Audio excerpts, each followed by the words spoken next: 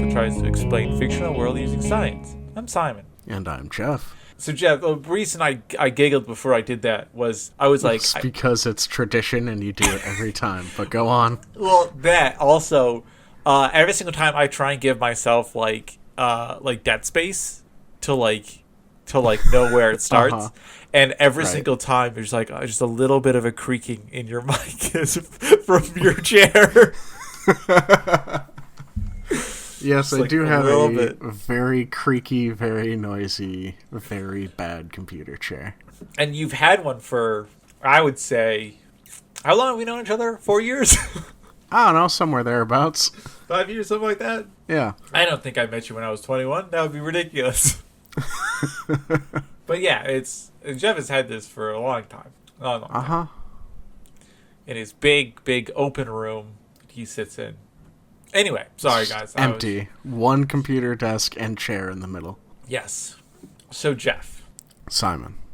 Do you remember Assassin's Creed Unity? Is that game engine? So Assassin's Creed Unity is not a game engine. I do think it used a new game engine though. But it was the Assassin's Creed game where you could play as like multiple assassins together with your friends. It was like 4 swords, but like uncannily like 4 swords. But it was Assassin's Creed World. Okay. Yeah, no, I have no recollection of that game. Cuz it was hilarious cuz it was released completely unfinished. And when I mean completely unfinished, I mean like characters didn't have skin. That's fine. You don't need any of those finishing textures. Or eyeballs, or like just get some T-pose, some wireframe, you're good to go. Yeah, and like that's what it was. That's exactly what it was. It looked like the first animations from like the Shrek Extras DVD. Okay. If for those of you guys who saw that on the DVD of Shrek, they have extras of where like, oh, here's where the animation went all crazy. It was like that, but this was a game that took like 2 years to make and a lot of money. That's just a fun anecdote. Go back and play that just because of how bad it sounds. I think now they've updated it. Now it is a finished game. That's fine. I'll roll it back to V1. To V1, it was almost unplayable. Like people complain about Cyberpunk 2077 being unplayable now. Mm-hmm. This was legitimately like it would break your computer because like your computer wouldn't know what was going on. like there was like data leaks all over the place. It was terrible. Sounds good. Sounds fun. And this is why everybody stopped playing Ubisoft games for like a good year. It was like SimCity 5 but for Ubisoft. Mm-hmm. It took SimCity 5 to have people stop playing EA games. Well, no, I mean, yeah. Well, yeah, kind of. I think that was the beginning of the end for like the mainstream EA crowd, where everyone was like, "Yeah, we don't need you." Like Mass Effect 3 is coming out, but who cares? Mass Effect 3 is coming out. It's gonna have a great ending. Everyone's gonna love it. Sorry, this is a digression, listener. I've been listening to a lot of the besties right now, so I'm thinking about old video games. God, and Andromeda came out. Man, EA has just dropped some bombs in the past decade, just total garbage. Like just gotta maximize the profit. Yeah, but like people will buy it. It doesn't have to be good. The best 2K game came out in 2K. It is 2K12. 2K12 is the best 2K game. They have made 8 2K games since that time. So, this is a roundabout way of saying that we're doing Assassin's Creed, but we're gonna assume that it's a real world and not a world that is slowly breaking down around us, as our computers slowly kill themselves, by melting all of their solder, like this game. Well, you just glue it back in. You just glue it back in. That's what solder, like super glue. That's how they made the Assassin's Creed games. Yes, they just everyone knows that Ubisoft codes on a bunch of rocks and sticks. Hey, man. Actually, I just watched a video where a guy created a computer out of water. With it was water? very cool. Yeah, I saw that. I have it queued up to watch later today. Yeah, it's a Stephen Mould one. It's very cool. And I think, who else is there? The other YouTuber there. Matt the Parker? stand-up maths guys. Yeah, I Matt forget his Parker. name. Anyway, so Assassin's Creed. Yeah. Now, Jeff, I know that you're a big fan. You're a big fan of this franchise. Right. I have played maybe a couple of the games. It seems like you played I read one and a some half. articles complaining about other Assassin's entries Creed in the Unity. series. Yeah, they've gotten a little. No, off the no, rails. not Assassin's Creed Unity. I have no recollection of that. Oh, but is it Valhalla? That's the one that you're having an issue with? I don't know. No, I don't think I've seen any issues with Valhalla. It's Oh. people like finding exploits or something to get a space bow, I think is the most I've seen about it.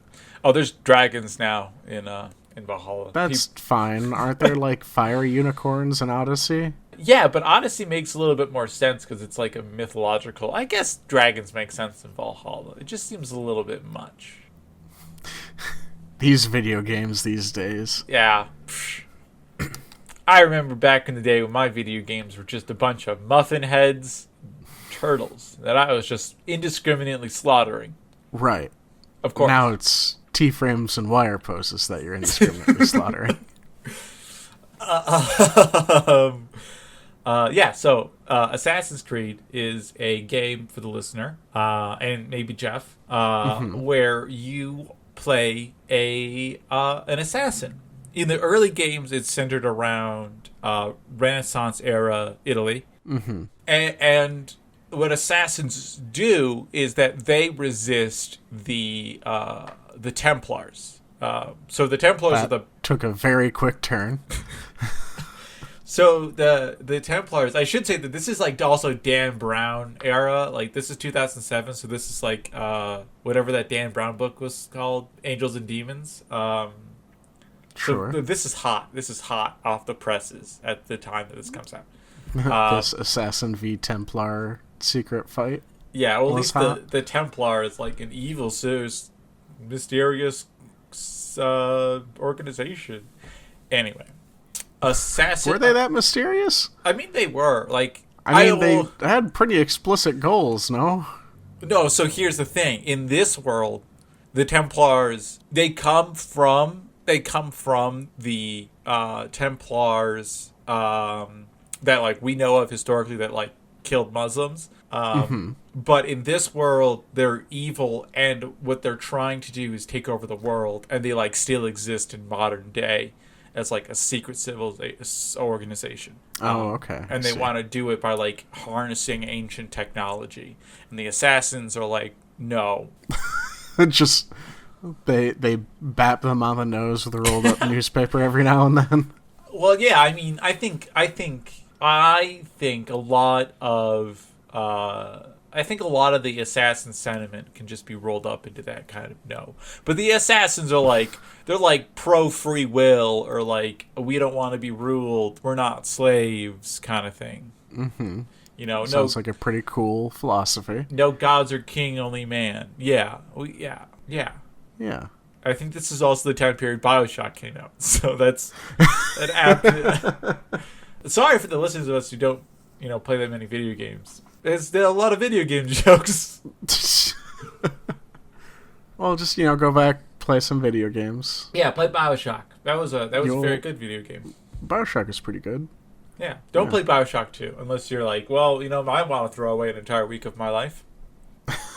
And then if you really hate racist people, play Bioshock Infinite, because all you do in that game is kill racists.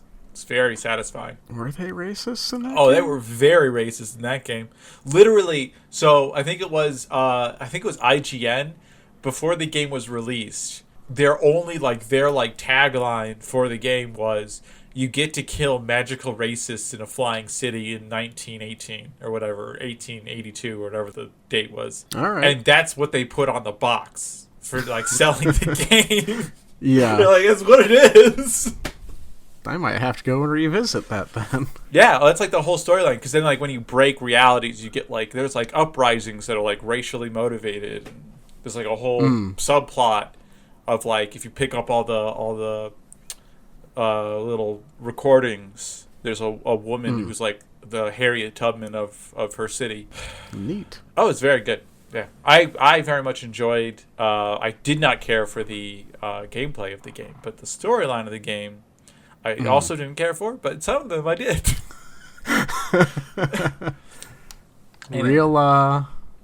Real good salesmanship there. Yeah, well, I mean, I would say, I mean, if you are willing to ignore like the kind of bad philosophy portion of the game, play it. That's really just endemic of all of the Bioshock games. Okay, I would say Bioshock 2 makes some pretty cool, poignant points about the nature of free will, or the nature not really free will, but like the nature of like what happens if you just like let people run free, but not again in the main story. Like the main story is you've just thrown away all of the cool points you've made by removing all the agency that this character had. Anyway, Anyway, so Assassin's Creed. Yeah, that thing we were talking about. So the way that this is, when I say it's set in the past era, what it actually is it's set in the modern era, but in the modern era we have invented machines that allow you to go back at a simulation through your ancestral memories. All right. Which is kind of crazy when you think about it, because like, if you're like, I can go back and like see what like cool events my ancestors were part of, but in the game there's a large section of it where you're just collecting feathers, so that's kind of a strange thing to go back and simulate. Be like, boy, my ancestors were boring and had nothing to do. Well, I mean, they didn't have TV or video games then, so it makes sense that all they have is feather collecting. Also kind of weird if you think about it, like you could go back and experience like the conception of your great-great-grandparents, which is to me uncomfortable. I'm gonna say that. I mean, yeah, probably could be. Okay, here you go, Jeff. We all know what Jeff's into now, guys. It's, it runs real weird and real deep. You get used to it sooner or later. Real deep. It's in your genes. Anyway, so here's the first thing we gotta explain.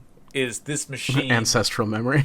Is ancestral. Is this machine the Animus? How is it? What is ancestral memory? And how is this machine tapping into it and reading it in this way? I mean, like, do they begin to try to offer an explanation that we can work off of, or it's just like, yeah, DNA exists. It definitely has synapses and memory and works like brains. Yes, I have stupidly gotten rid of that tab, but let me just keep hitting Control-Shift-T until you get it back. No, because I don't remember if I moved the tab or like if I got rid of it. I see. Yeah, Animus. Okay. Virtual reality machine developed blah blah blah blah blah blah blah. The former analyzed the genetic memories of several select subjects, usually to gain information on the assassins in the Knights Templar. A newer model of the Animus, early attempts, yada yada yada. It doesn't really. No, they don't really give you. Yeah. Good. So a clean slate to work with. Yeah, I guess. Okay, here we go. I lied. What they have is that the initially designed by Nikola Tesla, Die Glocke was, why is it a German thing? Nikola Tesla was English. I believe. Was an anti-gravity system capable of generating a wormhole, which is a window on the past of the individual seated in the device's chair. Tesla was able to construct a by coupling yada yada yada. Yeah, so it seems like it is more. It is like you're going back in time. But it's somehow connected to someone who is the same genetics as you. Similar. Or so here's the thing. It is possible that you could have. Is it possible that you could have none of the same genetics as an ancestor of yours? Uh, Not a Y chromosome. I mean, I guess, like, just through, new generations and mutations. Sure. Right, that's what I'm saying. Like, is it possible that it must be possible that like you Yeah. didn't get any of your grandfather's, your like great grandfather's genes? Oh, That's what I mean. no, you'd probably would have that. Like somewhere in. I guess I'm thinking on, like, grand scale. Like, do you have any of that, like, original gross amoeba genes that we all once were? Oh, yeah. No, I mean like more recent than that. I mean like still same creature, but like if you go back far enough through a genetic line, is it possible that No, you could like? I think you would. It would be very difficult to have that happen. Okay. Yeah. So most people, that's I was wondering that because I was like, well, what if the person like doesn't have any of the genes of their grandparents? Like, what do they just like? How do you know? It's kind of a thing. Yeah. No, it seems like that would be a, vanishingly rare chance that would happen. Gotcha. Okay. So then, what do we think? Yeah, and you had suggested, like, that there were wormholes involved, so maybe actual time travel involved. Yeah, I did say that. Maybe it is linked to people, like, with genes that have been passed down because, I don't know, it's using, like, the person as the anchor for, like, the time travel, where, like, it goes back to before that person, and it just touches on, like, whatever history happened before then. Yeah, that's what I was thinking too. Like you needed to have someone who was what's the word? Like compatible with the subject of the simulation. Right. Like it's almost like an immune response where if you're like if like when you get a transplant from somebody who doesn't have the same DNA as you, your body sees it as a foreign object and tries to get rid of it. Right. So maybe that's what it is. Maybe they need someone who maybe it's not. Well, I'm thinking it might not even necessarily be that. It's just like when you activate whatever, time travel element there is of it, like if you go and you're like looking for, one person to watch the simulation of, like if you have someone with none of that person's genetics, then you can't, manipulate it to go back to that person. Oh, so you think it's like a search engine almost, like it's looking for the group of people who are sharing enough genetics of the person in the chair, and so you that way it narrows down the number of people who are that it's right, looking or like for. part that, or like you plug someone into a chair and an index comes up that says, hey, you can check out, this group of people's lives. Well, so here's my question: do you need the person in the chair then? Because I feel like if need you the person. need like the person's brain or something to like comprehend the data that are coming back out, so like you're using a person's brain as a filter, maybe. I guess I mean like for what would stop me from sitting in the animus chair and being like going back in time and seeing the memories of like I don't know Malcolm X, someone I am for sure not related to, because like your like genetic database doesn't have any like index entries with Malcolm X. So you think that it's inherent to these people's genetic code who they were related to? Right. Yeah, that's the only way I can really shoehorn why it's important to have specific people. Listen. I like this, and I'll tell you why. Mm-hmm. So another thing that we will be talking about, maybe we'll talk about it now, is this race of hyper intelligent creatures called the Isu. Okay. They are pre-human. They create pre-human technology, and Okay. the Life was seeded by them. yeah. They used their own genetics to seed life on Earth. humans specifically. Yeah. And then there's like some crossbreeding that goes on, and assassins and Templars, like you do, where you have, you gotta, and remember, if you create an attractive enough creature, Right. there's gonna be some breeding going on. Right. That's why there's so many, genetic or like ethics issues with creating life, and why we don't do it as often. Yeah, because if it's really hot, what's gonna happen? Who knows? We know you're not into that because we know what you're into, Jeff. Anyway, so there's a cross. there's a crossbreeding that goes on, and assassins and Templars are supposed to be these like crossbred, hybrid, issue humans. Okay. But it makes sense that maybe it's not every human. It's just these assassins and Templars that have the particularly hot ones that got crossbred it's with. just yeah, exactly, and it's right. So there's a lot of issues with that. Anyway, so yeah, it's so maybe it's not humanity's DNA, but it's this issue DNA that has like a codex of everyone that happened before. Okay.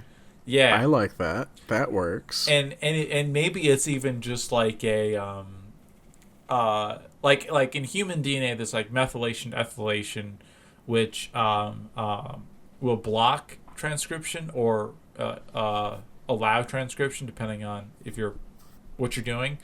I'm not going to say I know exactly how that works because not a geneticist. I do know that there are environmental factors that can change discrete DNA cells, and I'm sure that there are environmental factors that can change haploid cells, which would change later generations. Right. What I'm thinking is like if there's like an extra chromosome in the issue population, that all it does instead of like transcribing for like a protein is it just transcribes like an identifier, like a fingerprint. I could imagine that as some weird alien sort of DNA. Yeah, and so it just keeps on getting longer and longer as you get more and more generations. Or that it is just a unique identifier for all the issues. That probably makes more sense. It's probably just a single. And there's just like is a database that has all of the like the history and how the unique like IDs connect to each other. Yeah, and so what you might have is like a whole bunch of IDs, but you don't have a way of knowing which ID goes to which group of memories, like which group of memories you want to look at. So instead of going through all of them all the time, it's probably a lot. You can do like, okay, I want this time segment, but I want it from the individual who shares this code, and going from there. This specific like little snippet of extra like half chromosome. Right. I do realize I'm kind of making humans to be like mules, which would I think make them infertile. But well, I mean, they don't necessarily have to be infertile. Like an infertile crossbreed. Yeah. Okay. I don't think they have to necessarily be either. I think they can have an extra chromosome that just floats around and doesn't inhibit or exhibit. That's not the word. It doesn't change. Inhibit or like enhance. Yeah, it doesn't change the rest of the fitness the of that individual. Yeah, there you go. Thank you. Yeah. It's why you're on the show, man. I studied bugs. I know what these words mean. All right. I like that. So here's a thing that we can get into. So the way that we know about the issue, so not only are there these hybrids that exist in the world, But there's also these they're called pieces of Eden. Okay. And there's a whole bunch of like weird, like, Christian centric lore behind this. Like, the original hybrids are called Adam and Eve, and they created this technology to like pass down to their descendants. But all in all, the pieces of Eden allow you, specifically the one that I'm going to talk about right now is called the Apple of Eden, which I seem to have lost in my notes again. Yeah, and so it allows you to take control of humanity, because originally humanity is designed as a workforce, by adjusting I love that they use the word neurotransmitters that are like genetically implanted in human brains. So issue hybrids do not have these. They are free from the effects of the Apple of Eden, so the Assassins and Templars, and normal humans have these. Okay. I know. So I guess I don't know how it would like activate the production of the neurotransmitters. So yeah, here's the thing: is that I don't think they know what the word neurotransmitter means. I mean, like, I can see it being whatever protein codes for that is recessive, so the crossbreed people with the issue don't have it. But I don't know, like, does it just make like a real high-pitched noise or something, and everyone starts pumping out new neurotransmitters, chemicals in their brain? I believe that's just called music, Jeff, and the neurotransmitter you're looking for is endorphins. I thought that I was just talking out of nowhere, but I do realize now that is how music works. That is how music works. I think you're right. I think it is like. So here's the thing. I think we can take what we have before. I think this, instead of having this little piece of genetic code do nothing, this identifying piece of genetic code. I think maybe that's exactly what it does. It inhibits the transcription of this neurotransmitter, and this neurotransmitter just causes like docility, like it's almost like a it like enhances suggestion. I'm trying to think of like a drug that enhances hypnotize. suggestion. Basically puts you in like the hypnotic open to suggestion state. Yeah, or like sodium pentathel kind of thing. I never thought I was gonna ever say the word sodium pentothal kind of thing in a serious setting. Right? Well, here we are. 2021. What else can you expect? Hey, we all got sodium pentothal. I think that's what it's called. It's truth serum, right? I mean, that is where my mind went to when you said sodium pentothal. I don't know if that's actually what it does, or if that's just like the zeitgeist of, I think that's what they said it was on TV one time. I think that's just, it's probably the zeitgeist. But hey, I think like one of the top 5 rules of the show is, if it's in the zeitgeist, we'll use it. It becomes canon.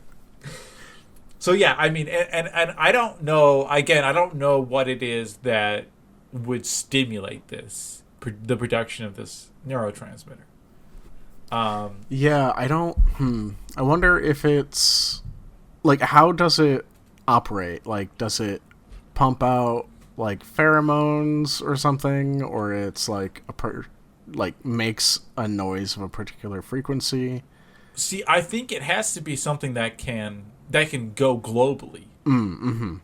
So I would imagine probably less pheromone, more like making whatever noise, and you just plug it into an antenna. I don't know. I don't think noise travels that far. unless you're saying it's like picked up by radios. But then again, like, how are you controlling everyone who's like doesn't have a radio? Like, are like the tribes in I wonder Amazon? if it could not necessarily be noise, but be like whatever that like frequency or modulation band is. Yeah, because that's kind of what I'm thinking. Is it's like a radio, like or like a magnetic field flux or something like that. Like something that human beings can feel, but we may not care about in our day to day. I mean, and that's I think that's completely understandable. Completely understandable. There's nothing about that is not. If you can't understand that, I can't help you. There you go. Just do your own research. Do your own research. Yeah. Plenty of hours-long YouTube videos about it. There's the Google. There's the Google. You know. So there are other things that are pieces of Eden that don't just control people. So there's the shrouds of Eden, which help it.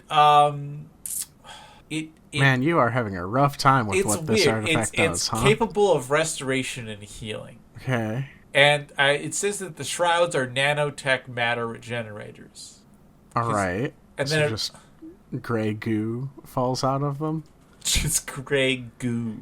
The white glue. But they're stained with blood, apparently. Well, yeah, because of all the people that they put them on to heal them. Probably. But so they just have a really bad hygiene practices and don't wash them. Well, they can't because you get water in your nanotech, and now you got it just falls apart. Yeah, you got broken nanotech. Right. So what do you like? Do we think that this is like nanobots that like sew together flesh? That is the only possible thing I can think of that this is doing. So I am curious as to what is going on with this, because I'm thinking of like, does like a piece of it come off and like that piece of it become your flesh, or is it like spontaneously or generating is it somehow flesh? like self-replicating is what I would think. Like you like hang it up in the closet with whatever minerals and material it needs to reform itself, and then it like expends part of itself when it's healing people. Okay, that makes sense. So like you have to feed it like meat, right? You have to like give it food to like this is like a muscle that needs to be restored. This is like okay, that makes sense, I think. Some amount, at least. Yeah. Do we think it just like pumps out like does it just like pump out flesh, or does it like take like the genetics of the person into account and like create like a copy of them,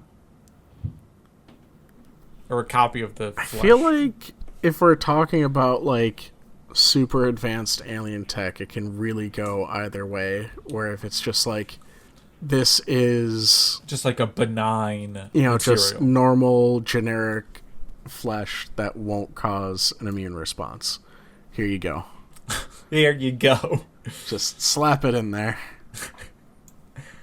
I feel like that might be more accurate, because I feel like maybe what it does is it's like it doesn't actually heal you. It doesn't like it's like a patch. It's like a patch you put on something, and it creates the structure for your body to heal into it. So it like expedites, and it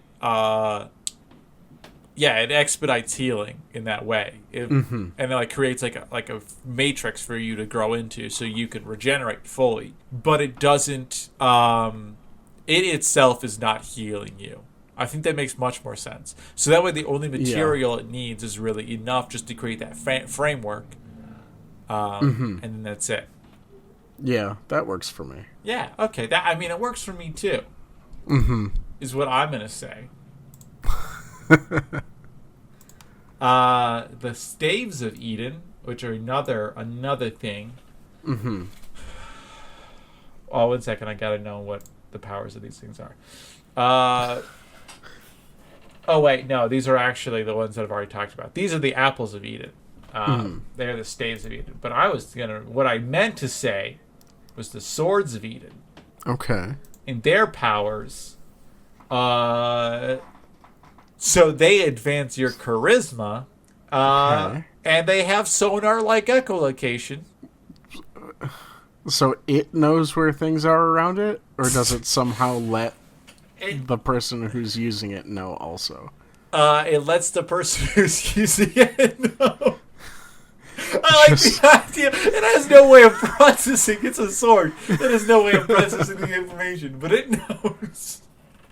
Well, and that's what I like, where it is like, some really charismatic person comes in who just also has a sword that does also beep every now and then. Well, I was thinking, so you have a beeping. I was thinking of it as being like a constant, like, they just walk around and their sword just like, yeah, the whole time. Oh. We got it. That's all it is. That's exactly what it is. Just people are impressed that people are walking around with swords in the modern era, and they also do make a lot of noise. So I think that, in fact, it's just a screaming sword, and people are just really annoyed by it. So, like, the enhanced charisma is you're just able to convince people to just leave you because they're sick of the sword. It also can launch energy blasts. That's another thing it can do. That one's gonna be tougher to explain than the constant noise that it makes. Well, I'm wondering if. So this is what I'm wondering. Right. I was trying to think of a third way of saying that phrase, and I can't come up with anything. Instead, I was maybe I waiting should for be a third way thinking to say about it, how too. I'm going to say my next line. What if the wielder of the charisma is what? Wow, that was not a series of words in the series that made sense. If the wielder of the charisma whips his sword out, points it at you, and hits you with a blast of energy from it. Is that what you're going for? That was not what I was going to go for, but thanks for that, Jeff. This is going to be one of the first times that was for you, Simon. Yeah, I got to cut that out. Probably. I'll decide tomorrow if I think it's bad enough. Well, see how much time you have for editing tomorrow. I see. Yeah, it's exactly what it is. Well, so here's the thing. I think the wielder's charisma could come from the same like hypnotic state that that is generated by the staves or the apple of Eden. Staves? I think staves. Yeah, it depends who you're talking to. I'm gonna go with staves. I'm gonna go with staves too. That sounds cooler. Right? Yeah, staffs. Anyway, so that's like it. Maybe it is like a weaker antenna than the apple of Eden itself. Like apple of Eden's got like fractals and stuff in it, or like it's like got a bigger energy source or something like that. I don't know. Right. Guys, I can only do so much. And I think maybe the sonar echolocation is tied to like I don't know how it communicates. I don't even know why it would need to have that. Like but here's the thing, Jeff. It does. So we're not here. Right. We're not here to judge these ancient, the ancient aliens who made it. Yeah, they can make whatever they want. Like maybe it's maybe it's a proctologist device. I don't know. Listen, it's very rare I make great jokes, and I think that was a good joke. Yeah, I guess. Okay, disregarding the fact that it's a stupid option for this artifact to have, how does it interface with the user to feed them that information? Like, Yes. it has to do the information processing on its own. And then somehow transfer it to... Because Yeah. I'm wondering, like, it's a sword, it's kind of like a tuning fork. That's not really what a tuning fork is, but I'm going to say it is. I mean, swords are just sharp tuning forks, man. Just, really, spoons are just circular tuning forks. Anyway. Imprecise circular tuning forks. Cars are just moving tuning forks. Trees are just natural tuning forks. Right, you get it. Everything is a tuning fork. But like, so I don't think like the ability to like send and receive sonic information is tough. I think that part is simple. Okay. But I agree with you that like, how does it interface with the person? Mm-hmm. But also, why does the person need echolocation if they have eyes? Yeah. I guess maybe to see past things that they can't see with their eyes. I guess there are such things as walls. I mean, even then, though, like, what's the use case? Like, I need to very badly see around this particular wall. I'm going to use echolocation to do it. Yeah. I would like to say, I mean, people who have lost their sight, this would be a very useful sword for them. Right. Like, we can agree on that. And people without sight absolutely. do use sounds to, like, tell where things and people are. There's, like, a lot of work that's done on, like, on how to design buildings so that they don't dampen noise in hallways, so that people who have lost sight can actually just walk down hallways. And the human beings do have the ability to do like very weak echolocation. Like, it takes a long time to be able to do it. Right. It takes a lot of practice. But I'm assuming that the Sword of Eden, I'm doing this to the listener, so that because I know someone's out there sitting there being like, well, humans can do echolocation, they just need to be trained how to do it. I'm saying like this is someone who has no training in echolocation. They're just given the sword and they can echolocate. Yeah, no, like the sword has to be the one doing the echolocation and like the data processing, and it's just giving the person like the end data. What if? Right. Yeah, that's what I think. I agree with this. What if it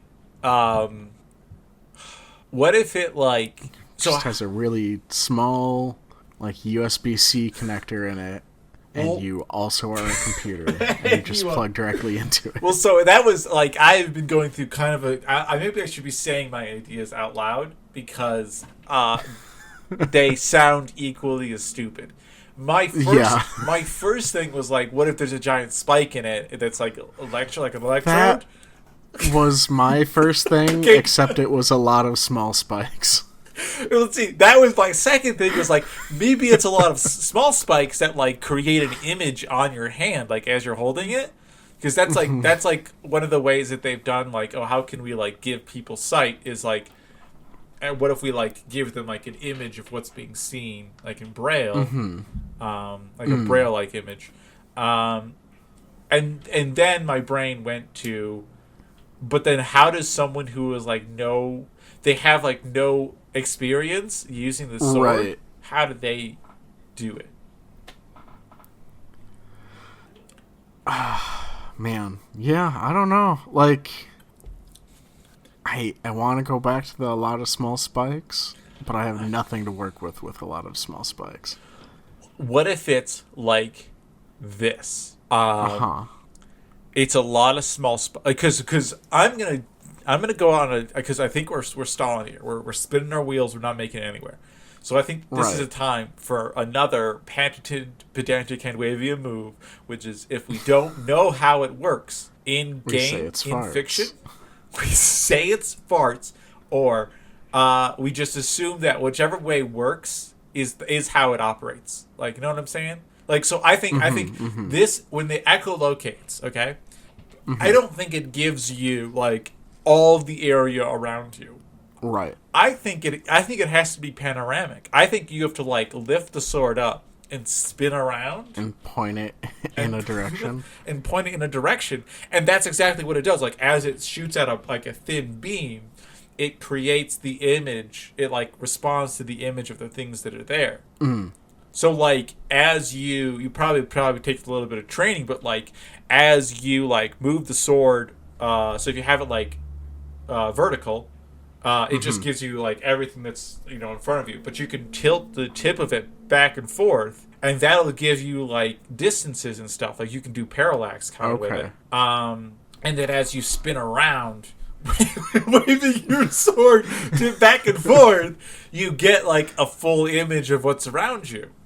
Okay, now so like, is it and so what's being I feel like read I'm out hung on up your on the hand? image. Like, is it just tapping out like? Yeah, that's exactly what it's doing. Like, things are at this relative distance it's away just from it's just pressure. It's just pressure on your hand, and like the distance to something is how far how heavy the pressure on your hand is. Right. I feel like that is the most we could possibly figure out for this. But also think about that. It's a image. weird thing to include. You just gotta think about that image. Just think about the fact that these are like highly trained warriors. They've killed so many people, and then what they just spin on their heel, brandishing their swords around, wave in their circles. sword. Yeah, exactly. Everyone thought that it was like a triumphant, like exciting thing. No, they're just trying to figure out what's going on. Just trying to figure out what's going on. There is one more thing. Is it the energy blasts, or are we moving on past that? I think the energy blasts are the sword's also just a gun. Also just a gun. Yeah, like maybe the sword has like magnets, and it's just a railgun. As what I was gonna say. And then I decided that no, instead it'd be funnier to say that it's those toys that are like the buckets with the like handles, and they're like they got like elastic the air cannons. Yeah, the air cannons. It's like one of those, but like really big. Okay, I like that. Like, it's an air cannon, but it's like a magnetic levitated powered railgun powered air cannon. What it feels like is that this is like the smartphone, like early smartphones, where people are like, we don't need our swords to echolocate and control people and knock people over, but they're swords. And then like it's like the thing that everyone has, because they're like, listen, it does everything I need it to do. Yeah, you know what I'm saying. The thing I was gonna bring up is eagle vision. Okay. And maybe this is just really good vision, but it's not really. It's so what eagle vision allows you to do is it's a power that the hybrids have, also the Isu have, but that it allows you to like have a sixth sense. So like you can tell which people are enemies. You can tell which things are plot important. Yeah, which things are plot important. And that's what I'm wondering, like, what creates this? Is this like because maybe I have an idea. Do we think that like this like constant radio frequency, do we think that maybe as you, I guess maybe not. I was gonna say, because like maybe there goes the idea. Well, I was thinking maybe you could identify people who are like of similar genetics to you, like of like that also are hybrids. Okay. But then how would you be able to, like, just normal humans can be enemies to you? So like how do normal humans? How are they? Maybe different? it's just like a sensitivity to like figuring out a person's disposition. Like like a mood ring. Yeah, well, I'm thinking like, what the heck is the name of that person? Gene Simmons. That's the one. When they were in Sherlock Holmes movie. Robert Downey Jr. That's the one where like they just kind of like can break down and like, they're favoring this leg because they kick people a lot because they're enemies. Like, okay, something like that. Okay, so you're like, this person has like a slightly elevated heart rate, and they have a limp that they had because they have a limp. Fight. They look like they're looking for someone to stab. They're probably an enemy. Okay, well, you know what? I actually might take this one step further. Okay, I'm gonna say that maybe human beings are like, we have this kind of hypnotic neurotransmitter. But maybe the frequency or the intensity changes based upon their disposition. So in a kind of like in a reverse way that the charisma works, where it's like broadcasting. Human beings are broadcasting this as well, and so like the like people, the hybrids and stuff can read it, detect. Yeah, so like they get like a sense of, oh, well, this, when I aim my antenna? Yeah, sure, that works. Internal brain antenna at this person, I can read, are they hostile, are they friendly, are they happy, are they sad, things like that. And the thing that we're not answering here is, if you were to that it also works with objects? Is that it? Well, that is one thing, yes. I was also going to say that it also works through metal, like, because obviously helmets don't stop it. So, yeah, I mean, it's just, really sensitive, and any hole in the helmet, for example, the face, you can get that signal through. Or, I like this, how about the face is where the antenna lies? It's just right in their nose. It's right there, yeah. It's right there, right in their face. Yeah, you could slap someone and be like, I just slapped your antenna, and they might not like you. And they'll be very confused and very upset. Yeah, but not just because you've slapped them. That's the crazy thing. All right. I think that we've answered the majority of the things from this world. Yeah. It feels like it was easier than the last episode. Huh. I mean, like, the last episode had kind of some hard science. A little bit. This doesn't have any hard science in it? What are you talking about, Jeff? We have explained, I think, about 0 hard science concepts. Not true. Echolocating swords. I'm just gonna refer back to that.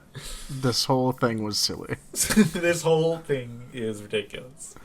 That's fair. I think you haven't opened your mind to the possibilities. I think that's your issue that you need to work through on your own and not during our podcast. Okay? I hear you. I understand what you're saying. Also, and I respectfully decline. All right, well, I do our I believe it's pronounced sign off. Is that what that 20-minute rambling that we do is called? I believe so. I believe that's the French. Signature sign off is just talking for a while. It's only a sign off if it's from the sign off region of France. I believe this is just a sparkling. Oh, ending. Okay, yeah.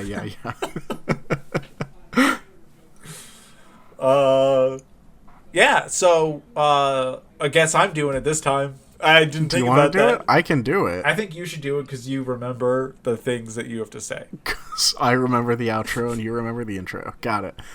The sparkling outro, because it's not a sign-off. Yeah, we are on the internet. You found us there. Congratulations. For more specific information, go to pedantichandwavium.com. Press number 2. We're on, I think pretty much any podcast podcasting app. I believe We're so. on the Twitter at Handwavium, I think. Yeah, you can tweet at us, be like, "Hey, I love your podcast," or "Hey, you guys suck. Go home. Stop podcasting. Stop." We would appreciate the first one, though. The second one hurts our feelings. A little bit, yeah. I mean, not me, actually. I'm just excited to know people are listening. I just like, joke's on you, we got to download. Yeah. Yeah. Joke's on you, you already listened. We're on the YouTubes. The YouTubes, yep. What are we there? Just Pedantic Handwavium? I think we're just Pedantic Handwavium. Yeah, if you just look up Pedantic Handwavium. All of our videos have our name in the title. And then the thing we are discussing. Right. What else we got? We got the theme music is by our good friend, Joe Sopchak. Thank you. Mm-hmm. Our good friend. I feel like Joe's expanding his social circle. Just got to lean into the first one. Yeah, there you go. Show suggestions. Show suggestions. We have email and stuff that you can find on the website. What else? Is that it? I think that was it. I believe that is it. I don't know what I can say. Yeah. So you don't want to announce any projects or anything? Listen, I will start announcing projects when I graduate. When I am no longer exhausted every minute of every day, of every month, of every year. Well, I think that's just getting older, Simon.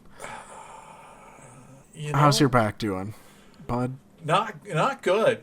I will say I got my second vaccine the other day, and I was like, I'll be fine. It was not good. It was not good. I had my shirt inside out all day. You couldn't handle it. I just didn't realize. Yeah, I'm set up for this upcoming week will be my second dose, so it's exciting. Are you Pfizer or Moderna? Pfizer. Have fun with that, buddy.